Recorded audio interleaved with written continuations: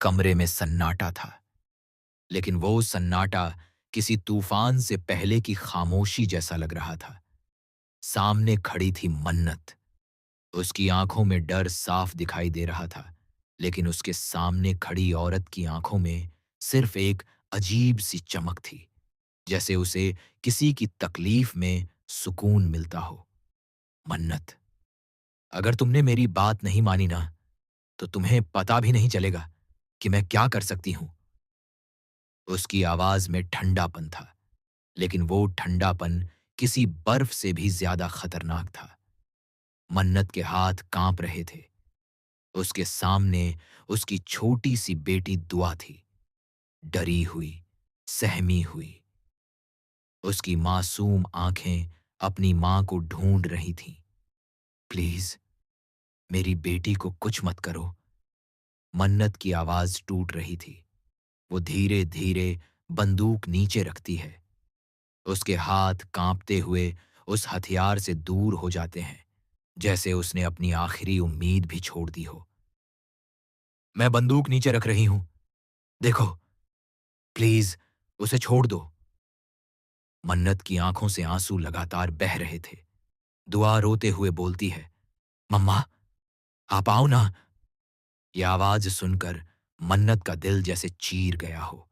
वो घुटनों के बल बैठ जाती है, हाथ जोड़ लेती है और बार बार बस एक ही बात दोहराती है, मेरी बेटी को छोड़ दो, मेरी जान ले लो, लेकिन उसे छोड़ दो।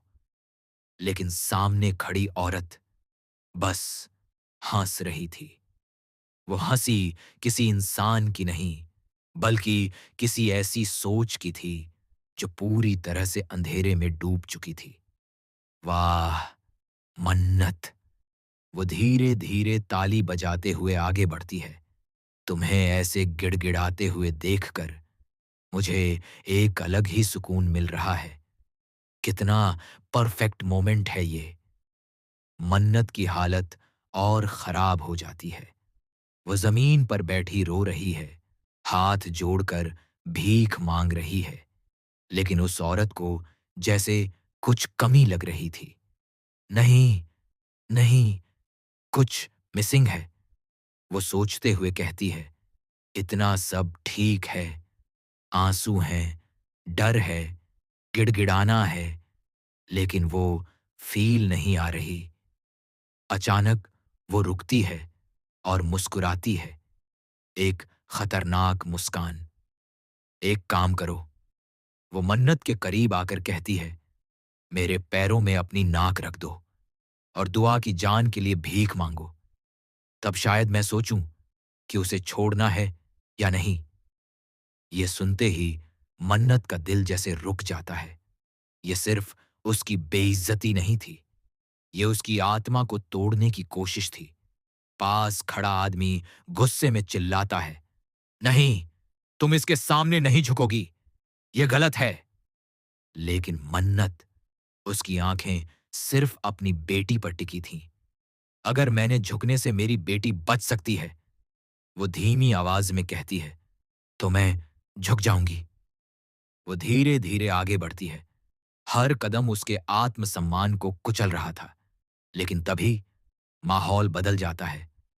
वो आदमी अचानक आगे आता है और गुस्से में कहता है, बस, अब बहुत हो गया। जो चाहिए तुम्हें, साफ साफ बताओ। दुआ को कुछ नहीं होना चाहिए, समझी तुम? उसकी आवाज में गुस्सा भी था और डर भी, क्योंकि वो जानता था कि सामने खड़ी औरत कुछ भी कर सकती है। औरत मुस्कुराती है और धीरे से कहती है, तुम सही कह रहे हो, मैं बिना मकसद के कुछ नहीं करती। वो कुछ पल के लिए चुप होती है और फिर उसकी आंखों में लालच साफ दिखने लगता है। अगर दुआ की जान चाहिए, वो ठंडी आवाज में कहती है, तो मेरे बताए हुए बैंक अकाउंट में 50 करोड़ रुपए डाल दो। कमरे में सन्नाटा छा जाता है। मन्नत का दिल धड़कना भूल जाता है। क्या अब उसकी बेटी की कीमत सिर्फ पैसों में तय होगी? और क्या वो इस कीमत को चुका पाएंगे? या फिर ये खेल अब और भी खतरनाक मोड़ लेने वाला है। कमरे में जैसे वक्त थम गया था। हर किसी की सांसें अटक गई थीं। 50 करोड़, ये शब्द बार बार गूंज रहे थे, जैसे किसी ने हवा में जहर घोल दिया हो। मन्नत की आंखें फटी रह गईं। उसे समझ ही नहीं आ रहा था कि वो इस डरावने खेल में कहां फंस गई है। एक तरफ उसकी बेटी की जान और दूसरी तरफ इतनी बड़ी रकम, जो सिर्फ पैसों की बात नहीं थी, बल्कि एक साजिश की गंध भी दे रही थी। क्या हुआ? चुप क्यों हो गए सब? वो औरत फिर से हंसती है। इतनी बड़ी बात भी नहीं कही मैंने। आखिर एक जान की कीमत तो होती है ना? उसकी हंसी कमरे में गूंजती है और हर किसी के दिल में डर और गुस्सा दोनों भर देती है। मन्नत रोते हुए कहती है, इतने पैसे हम कहां से लाएंगे? प्लीज, मेरी बेटी को छोड़ दो। मैं कुछ भी करने को तैयार हूं। कुछ भी? औरत उसकी बात काटते हुए कहती है, तो फिर वही करो जो मैं कह रही हूं। पैसे लाओ, या फिर। वो दुआ की तरफ देखती है और उसकी उंगली ट्रिगर के पास पहुंच जाती है। दुआ डर के मारे सिसक उठती है। मम्मा। बस, ये एक शब्द मन्नत को अंदर से तोड़ देता है। तभी वो आदमी, जिसकी आंखों में अब तक सिर्फ गुस्सा था, अचानक आगे आता है। ठीक है, वो जोर से बोलता है, हम देंगे तुम्हें 50 करोड़, लेकिन दुआ को कुछ नहीं होना चाहिए। मन्नत हैरानी से उसकी तरफ देखती है। तुम तुम ये कैसे करोगे? वो आदमी उसकी तरफ देखता है, लेकिन उसकी आंखों में एक अजीब सा आत्मविश्वास था, जैसे उसके पास कोई प्लान हो। मैं संभाल लूंगा, वो धीमे से कहता है। बस, तुम हिम्मत मत हारो। औरत उनकी बात सुनकर मुस्कुराती है। वाह, अब आया ना मजा?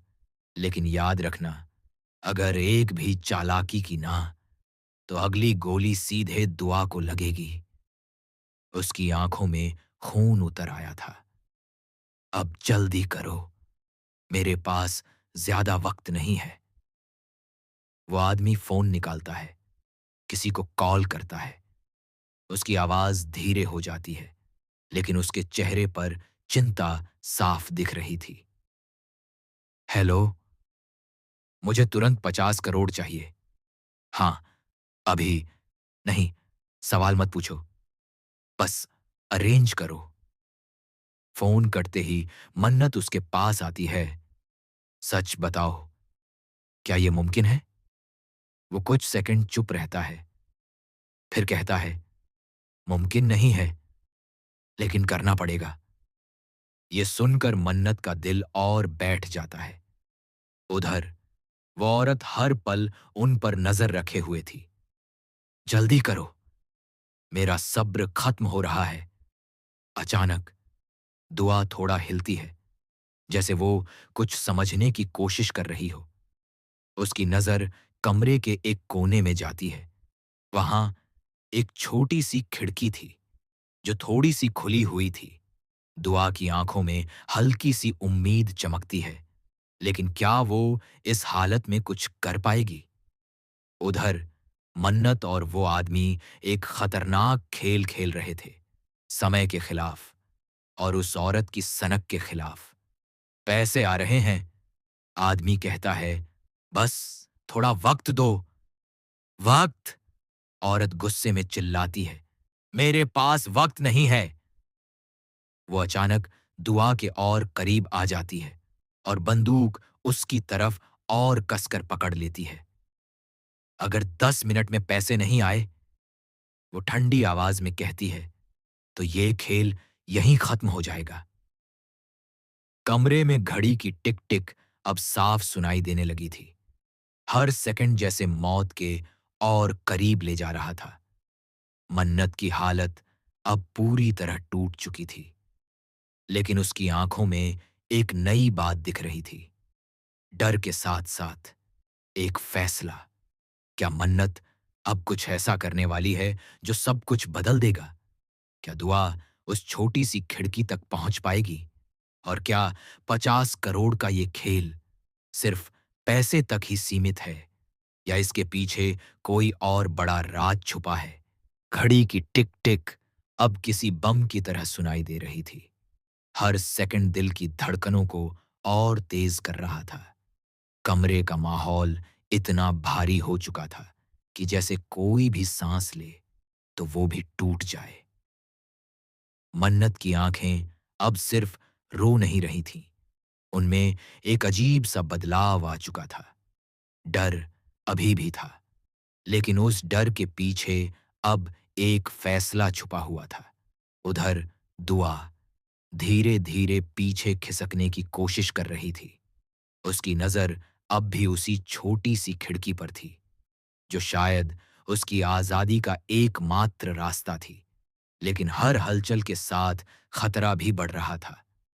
टाइम खत्म हो रहा है, वो औरत ठंडी आवाज में बोली। बस 5 मिनट और, फिर मैं कोई रिस्क नहीं लूंगी। उसकी उंगली ट्रिगर पर और कस गई। तभी अचानक मन्नत उठ खड़ी होती है। रुको! उसकी आवाज पहले से अलग थी, मजबूत और सीधी। सब चौंक जाते हैं, खासकर वो औरत। क्या हुआ? अचानक इतनी हिम्मत कहां से आ गई? वो ताना मारते हुए कहती है। मन्नत उसकी आंखों में सीधा देखती है। तुम्हें पैसे चाहिए, है ना? लेकिन मुझे अब समझ आ गया है, ये सिर्फ पैसों की बात नहीं है। कमरे में सन्नाटा छा जाता है। वो आदमी भी हैरान होकर मन्नत की तरफ देखता है। तुम क्या कह रही हो? मन्नत धीरे धीरे आगे बढ़ती है। तुम हमें सिर्फ डराना नहीं चाहती, तुम हमें तोड़ना चाहती हो, हमारी हर कमजोरी को इस्तेमाल करना चाहती हो। औरत कुछ पल के लिए चुप हो जाती है, फिर हल्की सी मुस्कान उसके चेहरे पर आ जाती है। इम्प्रेसिव! वो ताली बजाते हुए कहती है। लेकिन इससे तुम्हारी बेटी नहीं बचेगी। बचेगी! मन्नत तुरंत जवाब देती है, क्योंकि अब मैं तुम्हारा खेल समझ चुकी हूं। ये सुनते ही माहौल और भी तनावपूर्ण हो जाता है। तभी एक छोटा सा हलचल होता है। दुआ धीरे धीरे उस खिड़की के और करीब पहुंच चुकी थी। उसके छोटे छोटे कदम बिना आवाज किए आगे बढ़ रहे थे। लेकिन तभी चटाक! फर्श पर रखा एक छोटा सा सामान उसके पैर से टकराकर गिर जाता है। आवाज पूरे कमरे में गूंज जाती है। औरत की नजर तुरंत दुआ पर पड़ती है। रुको वहीं! वो जोर से चिल्लाती है। दुआ डर के मारे जम जाती है। मन्नत का दिल जैसे बाहर आ गया हो। नहीं, प्लीज!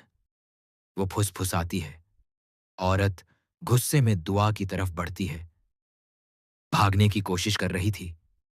उसकी आंखों में अब सिर्फ गुस्सा था, और वो गुस्सा किसी भी पल फट सकता था।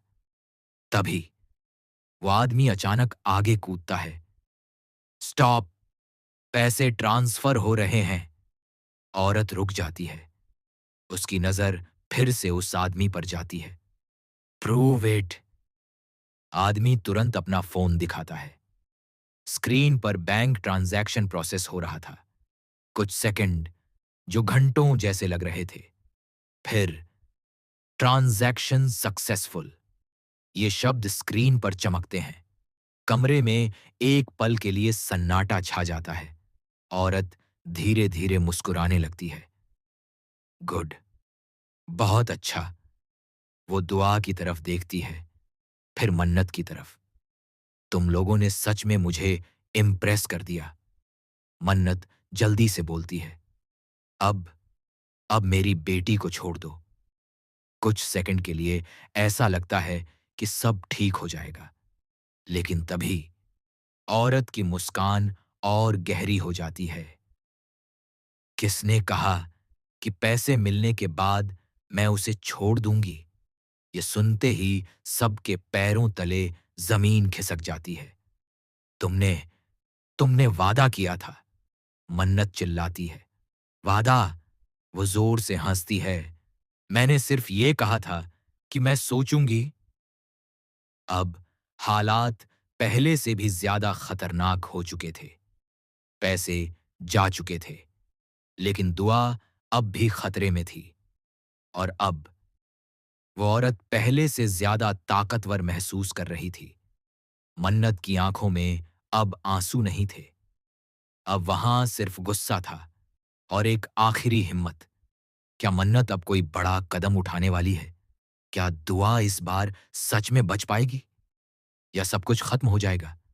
और सबसे बड़ा सवाल, क्या ये औरत सच में सिर्फ पैसे के लिए ये सब कर रही थी, या इसके पीछे कोई और खतरनाक सच्चाई छुपी है? कमरे का माहौल अब पूरी तरह बदल चुका था। हवा में डर नहीं, बल्कि एक खतरनाक टकराव की आहट थी। पैसे जा चुके थे, लेकिन दुआ अब भी उस औरत के कब्जे में थी। मन्नत अब रो नहीं रही थी। उसकी आंखों में आंसू सूख चुके थे और उनकी जगह ले ली थी गुस्से और हिम्मत ने। तो तुमने हमें धोखा दिया, मन्नत धीरे लेकिन ठंडी आवाज में बोली। औरत मुस्कुराई। धोखा? नहीं मन्नत, ये तो बस खेल है, और इस खेल में हमेशा वही जीतता है जो सामने वाले को पूरी तरह तोड़ दे। उसकी उंगली फिर से ट्रिगर पर कस गई।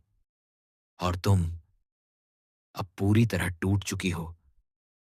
लेकिन इस बार मन्नत ने सिर उठाकर उसकी आंखों में देखा। नहीं, अब मैं टूटी नहीं हूं। उसकी आवाज में ऐसा आत्मविश्वास था कि कुछ पल के लिए वो औरत भी चौंक गई। तुमने एक गलती कर दी, मन्नत आगे बढ़ते हुए बोली।